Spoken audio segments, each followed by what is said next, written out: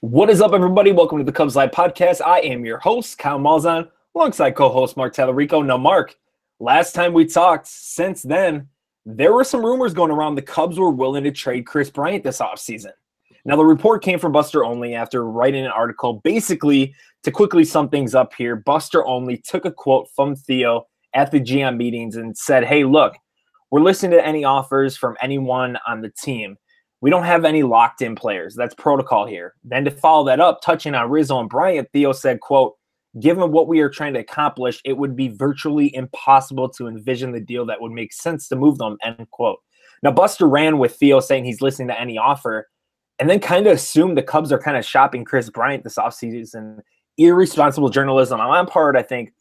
So many speculations and rumor came from that. So many headlines. I mean, people got the push notifications, were texting and calling me. I had to deal with all that. But shortly after the rumors were spread, Theo sent out a statement and basically squashed him. He said, like most organizations, we will listen to anything, but that's just an operating philosophy here. We're lucky to have some impactful players, and we are looking to add them, not subtract them, which pretty much he shot down everything publicly, but not indirectly. I think that was the right move to do. And even Anthony Rizzo came on Twitter and he had his 2 cents saying, look, isn't it football season? So I mean, a lot of speculation, but I think at the end of the day, it was poor journalism and people ran with a poor headline. Any thoughts, Mark, on the Kris Bryant rumors? When I first saw it, I remember I was a little thrown off because I got one of the push notifications. I saw what he was saying. I get Ken Rosenthal's tweet sent to my phone, so I try to stay on top of it as much as I can. And I saw that, and I was immediately like, "What in the world?" And then I read the article, and then I saw the quote where he was saying that it would be virtually impossible. So what that is saying is that we'll listen if you're willing to give us Mike Trout. That's basically the way that I took it, which I'm like, all right, so they're not dealing him away. That makes sense. So I remember that just like you, we were talking about hey, this, I think you were in the car or something. So you're like, well, what's going on? I'm hearing this rumor. I let you know. I'm like, don't worry. It's just some dumb rumor. There's no way. I read it, and then Theo went on record, and then Rizzo went on record. So it really was nothing. It was really just a very slow day in baseball, I guess. And they're like, oh, look at this one quote. I'm going to twist it this way and get a whole lot of clicks and become trending on Twitter for the wrong reasons. So it once again was poor journalism. It frustrated me. It frustrated you. It frustrated people that really care about the facts of baseball and the facts of sports and all that kind of stuff. So I didn't want to pay any attention to it, really. I know. I was sitting in my car. I was driving, and I get the push notification. I look down and I didn't read it. Then I got a text from you and it comes up on my phone. So I read the thing on my phone and it said you were like, Cubs trading Kris Bryant. I was like, what the heck is going on here? So you had to fill me in. I was like, oh my God, now I got to deal with this. So many of my friends were like, Cubs are trading Kris Bryant. I was like, dude, I gotta park somewhere and just tweet this out. So I parked, tweeted out, and I was like, all right. I read more into it, and yeah, like you said, I mean, it was a slow day in baseball, and basically, the Cubs are looking to they're going to listen to any offer, right? I mean, why wouldn't you?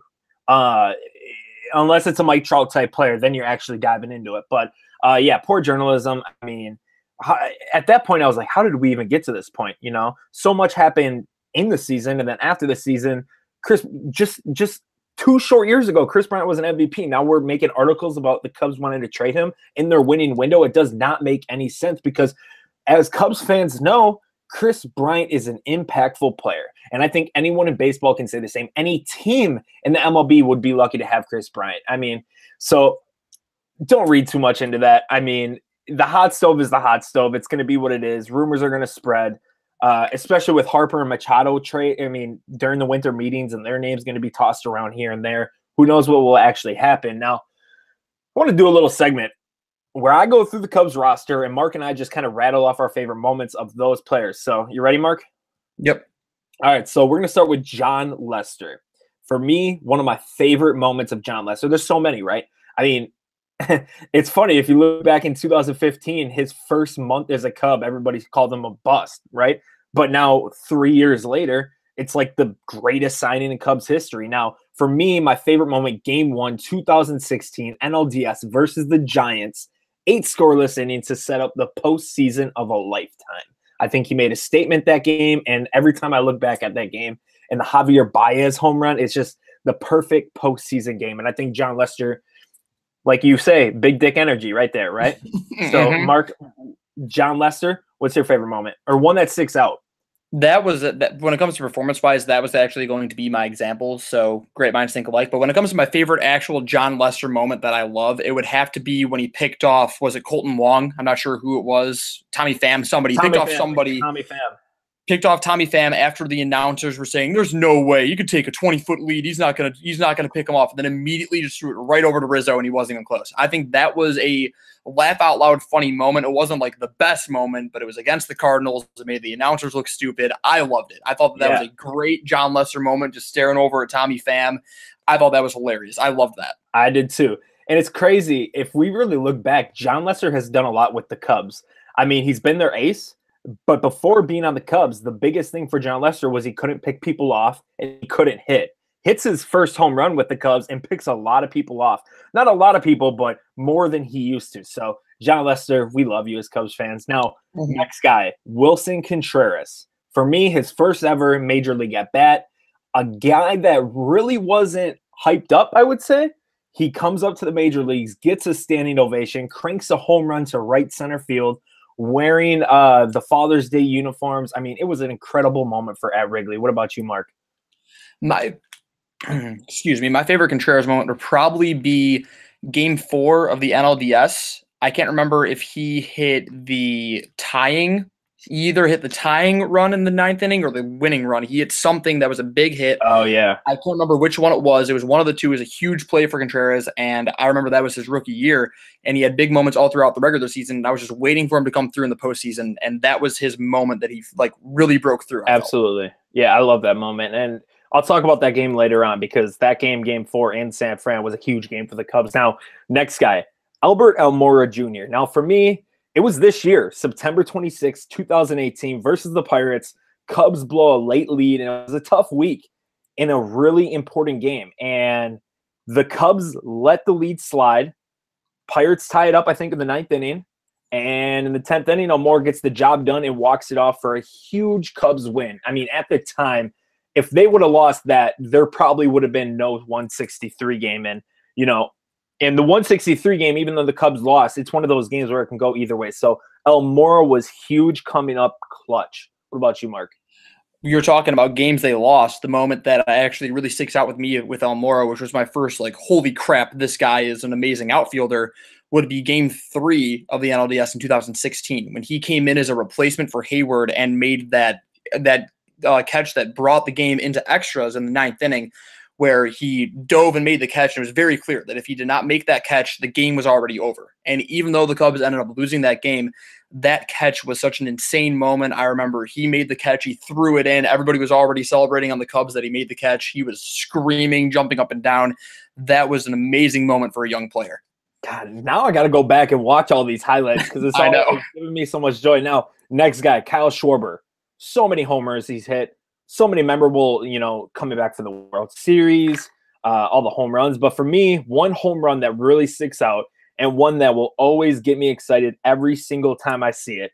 The 2015 wildcard game, moonshot home run versus Garrett Cole into the Allegheny River. I mean, that home run was huge for me because that was really, that was their first, with the core, that was their first playoff appearance. Wildcard game, anything goes. You never know versus an in-rival, in-division game, plus it being a playoff atmosphere. Cubs fan traveled well, but when you're in Pittsburgh and the Pirates are winning, it's a whole different atmosphere. And Kyle Schwarber got to Garrett Cole. I mean, the bat flip. I mean, every time Kyle Schwarber hits a home run, it's pretty. But that one in the NLDS Game 4 really stick out for me. What about you, Mark? Mine would have been the shot in the Allegheny. That's a great announcer shot too. That's a famous thing that I'll always think of. But since you brought it up, I'll say the Game 4 where he hit it, the scoreboard one where it landed on the scoreboard. That was a great one. Basically killed the Cardinals. That's the one that I always use anytime I see Cardinals fans talking any kind of crap. I just send them the GIF of that video and then they're quiet right away. But other than that one, I would say another moment against the Cardinals would be the grand slam in 2017 that gave the Cubs the lead. And that was when the Cubs as a whole were struggling. Schwarber was doing awful, and then he came up and hit that grand slam. I think they went on to win like 5-3, something like that. That was an awesome moment. Absolutely. And I know a lot of people won't see this because we're in audio, but I have the bobblehead the Cubs were giving away of the Kyle Schwarber bomb onto the scoreboard. They gave away a bobblehead in 2016. Yeah, that was 2016. They gave it away. I went to the game, was able to get it. So every time I look at that bobblehead, but I remember that shot. Now, another guy, Jason Hayward, huge offseason signing. Hasn't really lived up to the hype, as most people would say, I guess, but he's done a lot of good things in Cubs uniform thus far. For me, no brainer, walk-off grand slam, 97-mile-per-hour fastball that he's been fooled so many times in a Cubs uniform. I mean, he came up big time that game this season. That walk-off grand slam, Wrigley was electric. So many good moments, so many clutch moments from 2018, and Jason Hayward was right a part of that. Obviously, that would be my pick, but I was actually 30,000 feet in the air. I was flying to Denver when that happened, and I remember I landed and my phone turned on. I got text from you. I got text from my dad, from my brother, my girlfriend, from everybody. Oh, my God, Jason Hayward. And I'm just like, what did Jason Hayward do? And then I had to watch the highlights, and I couldn't decide if I was upset that I missed it or that I was happy that there was a walk-off grand slam. So that would obviously have to be my favorite moment, even though I didn't get to witness it myself. Yeah, no, the highlights are awesome too because you see everybody so excited in the stands. You see all the players coming out of the dugouts. It was just like, it was that Jason Hayward moment that a lot of, it was his moment finally as a Cub. And I think, he's so well liked in the clubhouse and fans like him too, that it was good to see some success come out of him. And hey, look, even though we didn't mention it, the Game 7 World Series, rain delay speech, that will always be a huge moment too. Even though we weren't there, all we have is memories to hear about it. Now, Ian Happ, my favorite memory, spring training, the guy hit so many bombs in 2018. I mean, you would hear Ian Happ homers, Ian Happ homered again. My favorite Ian Happ moment would have been opening day home run 2018. I think, from coming out, no matter how this 2018 after that happened for Ian Happ, I think when he came out of the gates after so much hype and the Cubs kind of had that question of who's going to be their leadoff hitter, Ian Happ stepped up to the plate, first pitch of the game, goes deep. I mean, it was like a perfect setting for Ian Happ. Yeah, that would have to be the moment. I'm trying to think right now. That's what mine was. For those listening, Kyle and I, we didn't go through and say, okay, I'm going to say this, you're going to say this. It was just kind of spontaneous, and sometimes we're getting the same ones. And mine's the exact same. I'm trying to think of another like huge Ian Happ moment, but he's had some noticeable different moments, but that's the one that really sticks out for me. Yeah, there was another moment in September of 2018. The Cubs were down. I think it was the 7th inning. They might have been playing the Pirates even, and he had a 3-run game go-ahead homer or something like that. I can't remember off the top of my head, but there was a huge home run late September of this year as well that was huge for Ian Happ. Now, Javier Baez, there are so many highlights we can pick. So I don't know what you're going to say, but for me, September of 2017 in Milwaukee, the Cubs and Javi down to their final strike, and Baez delivers big time to tie up the game, which the Cubs go on to win from a Kris Bryant 10th inning home run. And ultimately, that game in that series, it put away the division in 2017 for the Cubs because they took the series from Milwaukee, almost swept them. And I mean, that moment when Javier Baez, it was funny too because in the Wisconsin broadcast, that's where I am from. So I only could listen to the Wisconsin broadcast at the time. The pitch beforehand, 2 strikes, 2 outs, Cubs almost done. They pan to a Brewer fan, and he's sitting here mouthing, "It's over, it's over." And then Javier Baez, hits the game-tying hit, and the Cubs ultimately win. Kris Bryant comes up huge. So for you, Mark, out of all the Javier Baez moments that we could pick, which one is one of your favorites, and which one stands out for you? Mine would have to be, it's actually my favorite home run in like baseball history. It would be 2016 NLDS Game 1. That duel that you talked about with John Lester. Bottom of the 8th inning, Cueto with the quick pitch, wind howling in, crowd going crazy. They show Bill Murray trying to hype everybody up, and then Javi just hits an absolute moonshot. And the whole stadium thought, okay, that's on to Waveland. That's going to Lake Michigan. But the wind was so crazy, it landed in the basket. And it provided one of the best calls ever. Deep to left, just going absolutely insane, just screaming, and it barely goes out. And Yeah. I mean, Javi watches it. He sets the bat down. He literally just jogs, and it barely went out, but it did. Cubs ended up winning 1-0, taking that series in 4 games. It was a huge moment, a perfect moment for an enormous postseason for Javi. Absolutely. Kris Bryant, MVP, Rookie of the Year.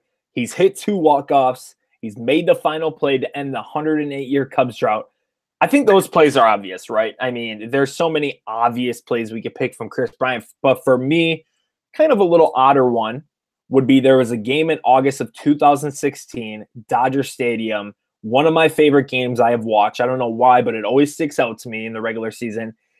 In the middle of KB's MVP campaign, the Cubs were down late. Bryant hits a home run to chip away in the 9th, and the Cubs ultimately tie it up in the 9th from a pass ball. Then Kris Bryant hits a go-ahead 2-run homer in the 10th in LA to win the game. And for me, I think it was late August when that happened, and he was in the midst of that MVP season yet. So after that moment, it was like, okay, I'm sold that Kris Bryant's going to win the MVP. I mean, he hits the game-tying home run late, and then he hits the go-ahead homer. So it was like so many factors into that game that Kris Bryant came up clutch, and that's one game that I will always remember. Now, for you, Mark, what's a moment from Kris Bryant that has stuck out for you?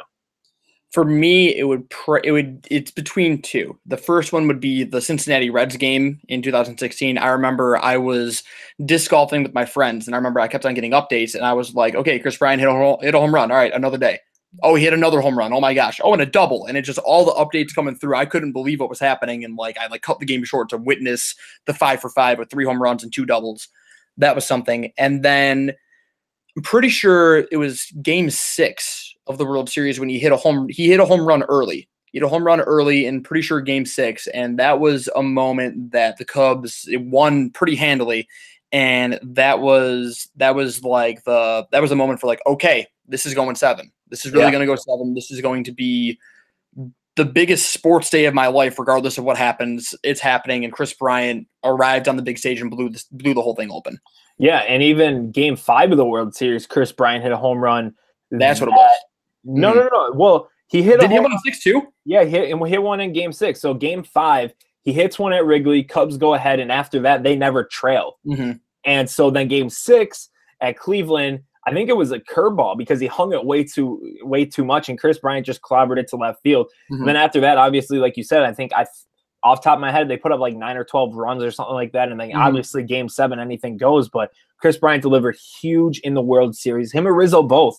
Those two were huge in the World Series. And if you don't have those bats going, the Cubs probably don't win. So, so many highlights we could have picked from Kris Bryant. I mean, I love the guy. Can't wait for him in 2019 after a disappointing 2018. And it's going to be a lot of fun. Now, Anthony Rizzo, Cubs captain. Now, this isn't really a highlight, I would say, but in 2014, Rebs versus Cubs, Aroldis Chapman throwing inside to Nate Scherholtz and smiling. He waves to the Cubs dugout while doing it. Then Rizzo stepped in, and in between innings, he damn near got in a brawl with Aroldis Chapman. I mean, that for me right there kind of proved that he isn't scared of anyone. He's going to stick up for his teammates, and he proved to be the Cubs captain. What about you, Mark?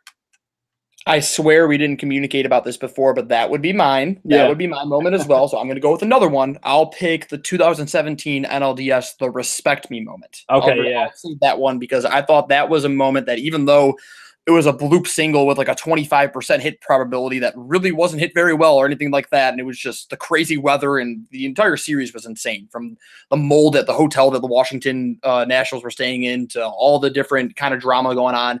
But that exact moment where he's just screaming, "Respect me," and all that kind of stuff. I mean, that's our captain. That's what captains do. That would be a moment that really sticks out to me. Yeah. And that moment right there, like you said, wasn't hit far, but it was so electric. It gave the Cubs the lead. It was that playoff atmosphere at Wrigley. Everything that goes into it made that moment so big. Now, next guy we're going to talk about, David Bodie. I'm pretty sure we're going to both have the same thing here, the walk-off grand slam. I mean, pinch hitter, 2 outs, 9th inning, down 3 runs. I mean, it was like the guy just got brought up. No one really knew about him unless you were big into the Cubs system. I knew I was huge on David Bodie in spring training of last year, but he gets called up.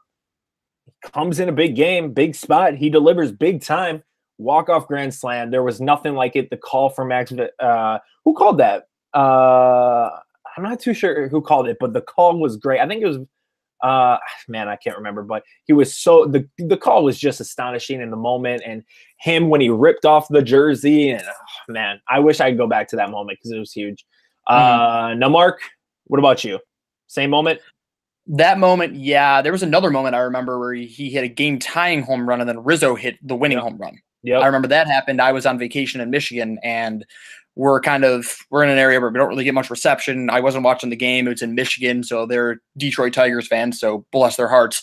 But I wasn't really able to watch the game, but I remember I was following along on my phone, and my brother was texting me, like, game-tying home run by Bodie, and then game-winning home run by Rizzo. I'm like, wait, are you serious? Like, oh, my gosh. So, like, that was a good moment as well, but definitely the Grand Slam. Because the Grand Slam, I remember, like, I kept the TV on, but I was, like, it wasn't looking good. Like, I was getting ready for bed. I was getting my things out for the next day.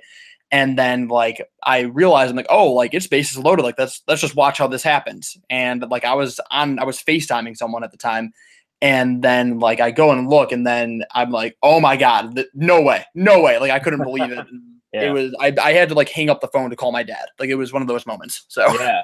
And then there was another one of David Bodie. He had another walk-off in August, and it was just a huge moment, too. I mean, David Bodie, even though he maybe he struggled a little bit, I think fans need to understand that it was his first major league stint, right? And there is so much that he came through for the Cubs. The bottom line is he came up, he filled the void for Kris Bryant, the MVP caliber player Kris is. He did just fine. I mean, he was a plus defender, and even though, like, he struggled batting, pitchers came onto him. I mean, he came up clutch a few times for the Cubs, so I'm excited for him to work in the offseason as well. I mean, because in reality, I think he'll make the opening day roster. I don't know why not. He wouldn't. But, I mean, there's a lot to grow off in that 2018 season. And I really like David Bodie. And I'm not too sure how the Cubs are going to use him. I know Madden has talked about giving him some outfield reps. So it will for sure be interesting. Now, let's go to another pitcher, Kyle Hendricks. Game 6, 2016 NLCS versus the Dodgers. Pitched such a masterpiece. Biggest Cubs game leading up to that moment. Absolutely shelled the Dodgers, and absolutely he actually outdueled Kershaw too, which was huge too. Cubs clinch the NLCS. They win the pennant. Just a huge moment. I was at Wrigley at that moment. Crazy atmosphere, crazy game. A game I will never forget. And Kyle Hendricks, young pitcher, young stud that year as well, came through biggest time for the Cubs. Now, Mark, got to tell me, man, Kyle Hendricks? Yeah, the same thing. I'm not even going to mention another one because that's my favorite pitching performance that I've ever seen. That's one of the best pitching performances ever. The entire game, the Dodgers didn't even have a single person in scoring position. They didn't allow the Dodgers to make it to second base the whole game.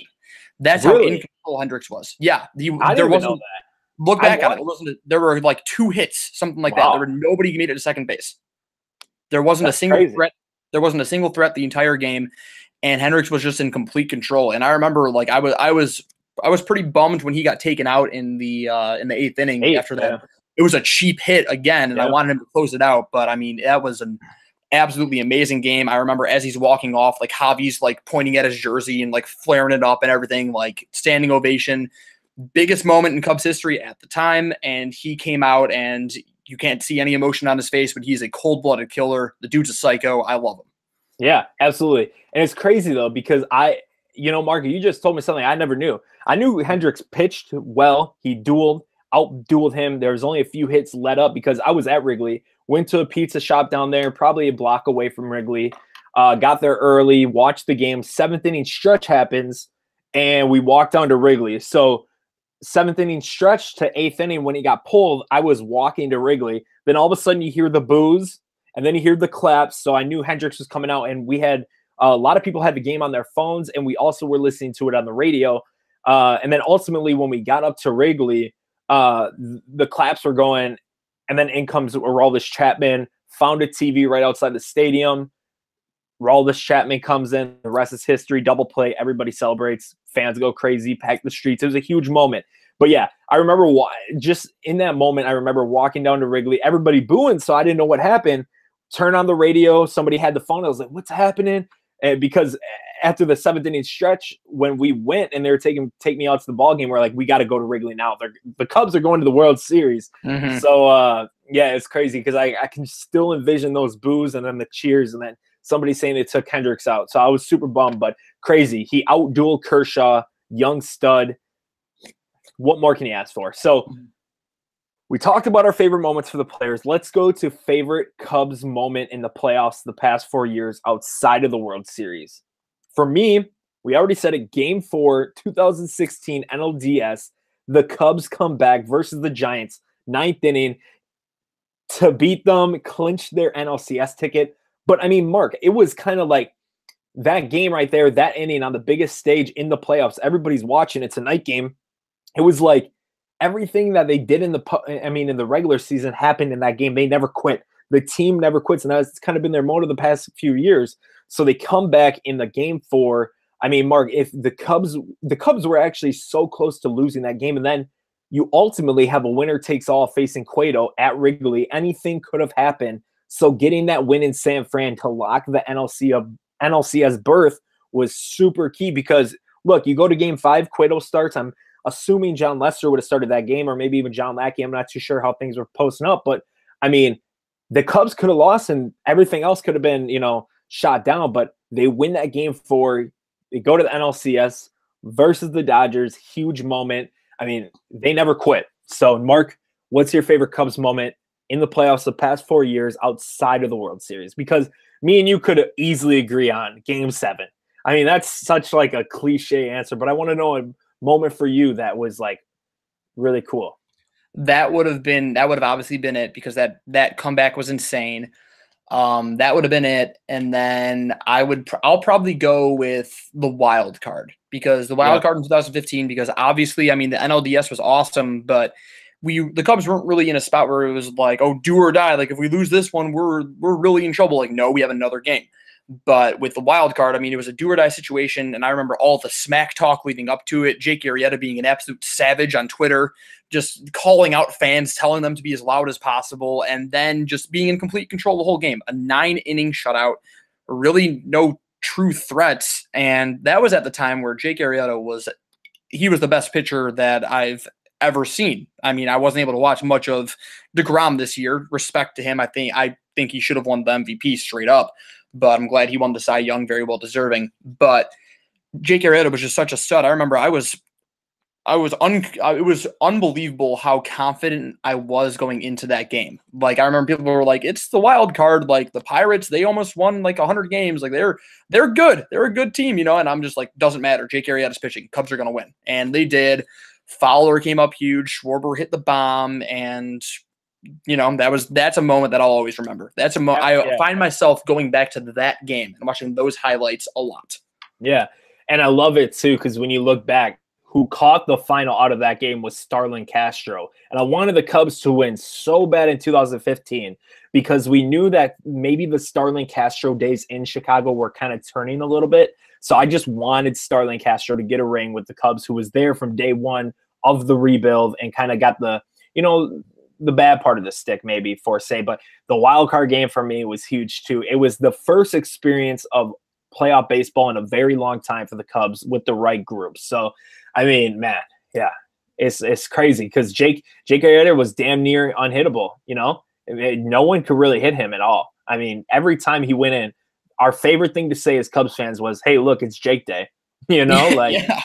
I loved Jake days in 2015 and 16. It was crazy. We've never seen someone be that dominant before in 2015, the second half. It was crazy. Now, all right, Mark, we talked about the players. We talked about our favorite moments in the postseason. Let's switch it up a little bit here. One player quickly outside of Harper and Machado you would want the Cubs to get. For me, I want a backup catcher. I've said it a lot. I want a guy like Jonathan Lucroy, 2-year deal, super low end. Do not overpay for him. Guy who's going to be reliable, adds a little veteranship on the team. And then also, man, one pitcher that hasn't really had the success he should have. I really like watching him. I really like his game. I really love the passion that he brings to a team. I really wanted Marcus Stroman to be a Cub. And obviously, he hasn't been that ace type caliber, but man, what he could bring to a young Cubs team, because he's young himself, just the passion. It's just like Pedro Strop. He lays it all on the line, his heart on the line. Heart doesn't, or HDMH. I mean, his motto is so great. And if he was on the Cubs, it would just bring fire on that mound. Mark, for you, what's one player outside of Harper and Machado you would like to see the Cubs get? Well, I would love to see them retain Jesse Chavez. I'll come out and say that right now. That just hit me that the Cubs don't have him, and he is, I mean, he's as loyal as they come. I would love for the Cubs to bring him back for a year or two. But outside of pitchers, because I think the Cubs are pretty solid pitcher-wise. I hear a lot of people are talking about, oh, the Cubs need to do this, they need to do this. They have like 8 pitchers that could be on the rotation, and they have a pretty solid bullpen that they're bringing back most of the guys. So unless it's Jesse Chavez, I'm not going to worry about pitchers too much. But another player that I've seen linked to the Cubs, and obviously he isn't the same MVP caliber player. He's getting older, and he isn't that great, but I think that he could be a great presence in the locker room, and I think he can be a great presence. Just he'd get along well with Bryant and Rizzo and all those guys. I think you would have to be Andrew McCutchen. I think that he isn't going to cost as much as he would have 3-4 years ago. I think that up, and he could kind of take over for Ben Zobrist after he leaves next year. Absolutely. Andrew McCutchen, there's been some talk about, what he could bring to the Cubs. Just, no rumors, but just the beat writers ourselves just writing about it. And he's interesting, too. Who knows what he could bring. Mm-hmm. You know what, Mark? This conversation has brought me to, I'm going to go on YouTube and just look at highlights the next few hours of the 2015, 16, 17, 18 Cubs, because I want baseball back. I want baseball back so quick, but we're so far away yet. But each day, baseball comes a little sooner. Winter meeting is going to start up here in the next month, so things are for sure going to get heated up. Baseball starts, pitchers and catchers report, in February? So we're only about three-ish months away, so it's going to be a lot of fun. Mark, I want to thank you so much for sticking with the podcast, being my co-host. It's so much fun talking Cubs, and man, we just had a blast talking, reminiscing on the Cubs. Absolutely. So for myself, host Kyle Malzhan, and co-host Mark Talarico, we thank you guys for listening, and go Cubs.